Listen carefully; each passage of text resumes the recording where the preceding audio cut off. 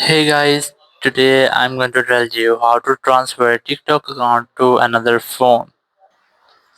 If you want to transfer your TikTok account to another phone, so let's see how can you do that.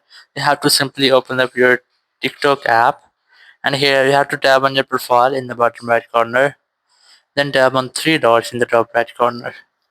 Select settings and privacy, then select account, and here you have to select account information, and you will get that your account is on which email account or your phone number.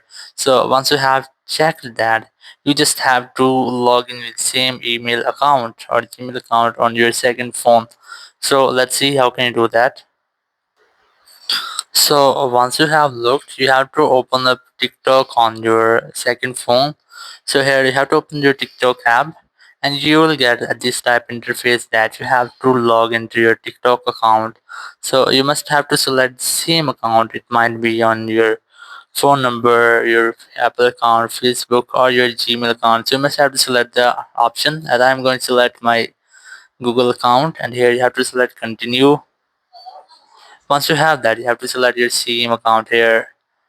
Once you have select, your TikTok account will be easily transferred to your second phone. So in this way, you can easily transfer your TikTok account to another phone.